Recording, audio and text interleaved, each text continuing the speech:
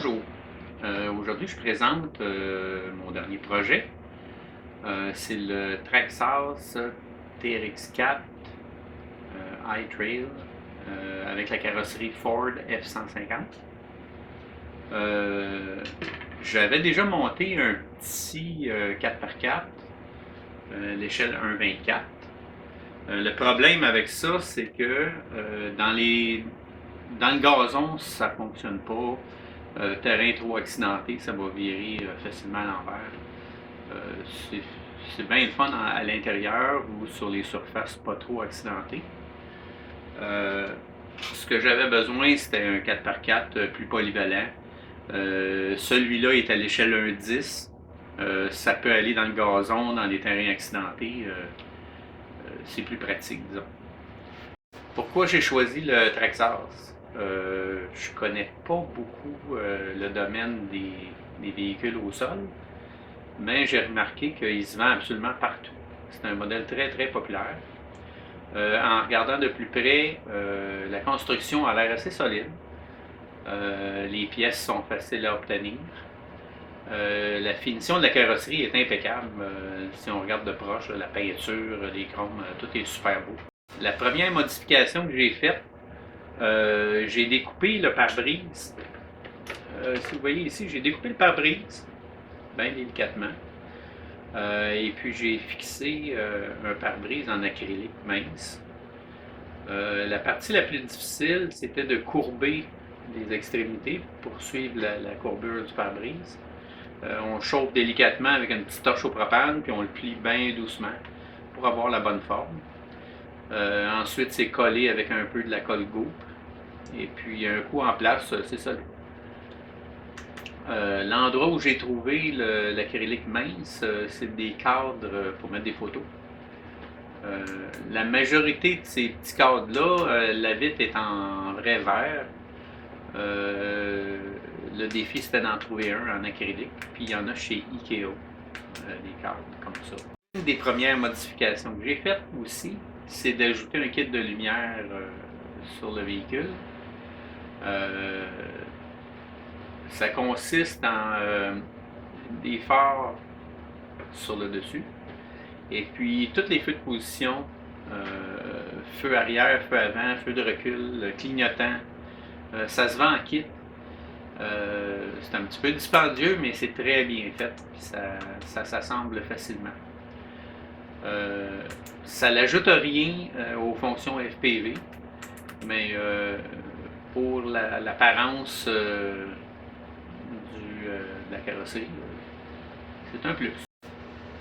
Pour modifier le 4x4, que ça devienne un véhicule FPV, évidemment, il faut ajouter une caméra puis un vidéotransmetteur. C'est pas un projet difficile à faire. Il faut juste prendre le soin de le faire comme il faut. Alors, avec l'aide d'une imprimante 3D, ça simplifie beaucoup les choses. J'ai fabriqué en premier une plateforme ici pour mettre la caméra exactement à la bonne hauteur par rapport au pare-brise. J'ai ajouté un petit arceau en lexant ici. Au cas où il y aurait un accident et la carrosserie s'enlève, la carrosserie est prévue pour s'enlever en cas d'accident. La plateforme est très grande, ça donne plus de... C'est plus versatile pour pouvoir reculer, avancer la caméra. Il y a un espace à côté ici pour mettre une caméra HD. J'utilise la Runcam Thumb. J'ai sorti un petit fil ici pour alimenter la caméra avec la batterie du camion.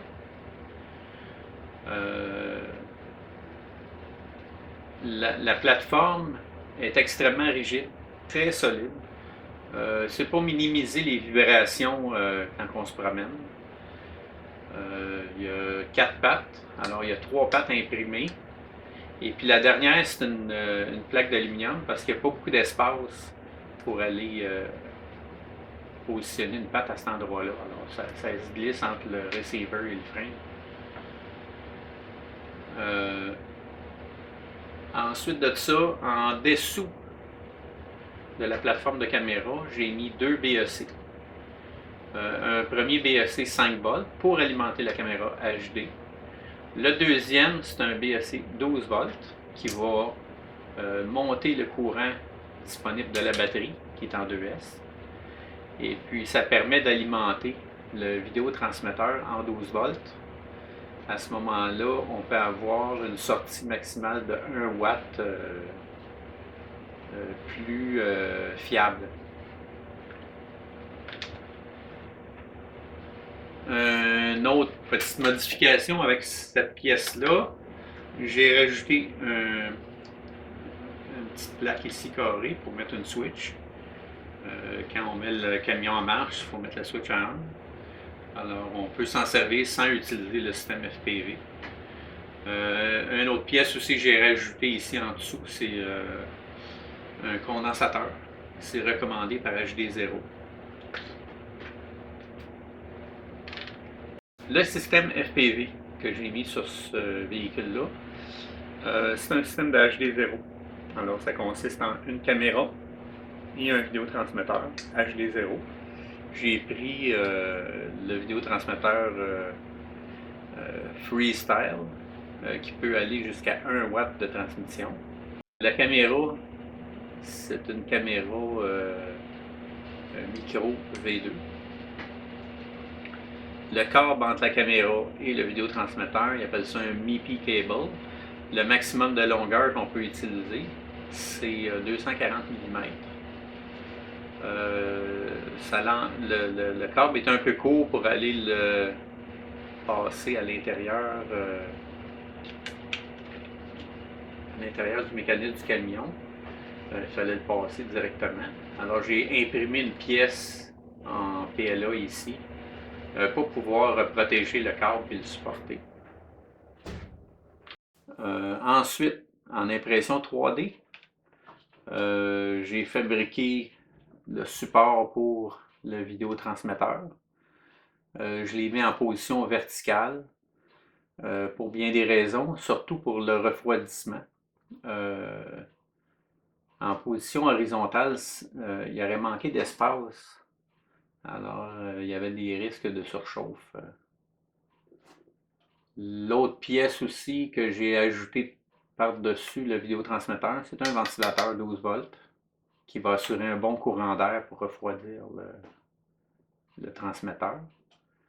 L'antenne TrueRC, une antenne polarisée à gauche TrueRC. La pièce ici, imprimée en 3D, je l'ai dessinée pour maximiser les espaces d'air, pour pas que la pièce chauffe. Elle est fermée au-dessous pour empêcher les débris et la boue de rentrer puis d'aller nuire au vidéotransmetteur. Pour compléter l'assemblage du système FPV, j'ai deux pièces que j'ai ajoutées aussi. Une, elle est collée sur l'aile ici. C'est un petit panneau de contrôle, c'est optionnel. Ça se branche sur le vidéotransmetteur. C'est pour ajuster le canal et la puissance du vidéotransmetteur sans avoir besoin d'un système de receiver complet, là, comme un drone. Un autre ajout aussi, c'est un contrôleur de vol de drone qui est ici, un F405. C'est le modèle Mambo F405 Micro Mark III.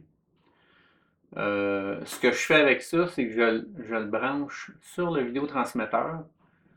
Et puis, à partir de Betaflight, le programme logiciel pour les drones, je peux configurer le OSD du système FPV pour pouvoir voir le temps, le voltage de la batterie. Je peux ajouter toutes sortes de données. C'est très facile à configurer. Deux autres petites étapes aussi pour le projet.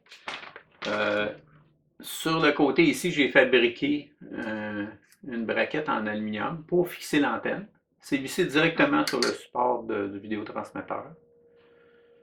Une des dernières étapes, c'était de découper l'arrière de la carrosserie pour permettre à l'antenne et le dessus du vidéotransmetteur de passer au travers de la carrosserie.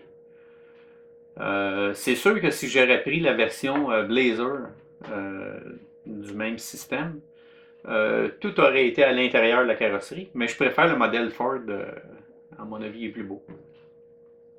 Le projet de camion Traxxas, c'est assez facile à réaliser, là. On fait juste ajouter une caméra et vidéotransmetteur sur le camion d'origine. Ça va me permettre d'évoluer au sol pendant la saison estivale et négocier tous les terrains dans les parcs, terrains accidentés. La prochaine modification qui s'en vient, c'est de remplacer le receiver d'origine 2.4 GHz par un système Crossfire qui va augmenter beaucoup le rayon d'action du Traxxas. Ça ne devrait pas être trop compliqué. Puis en même temps, ça va permettre d'utiliser ma radio Futaba que je préfère au système de camion traditionnel.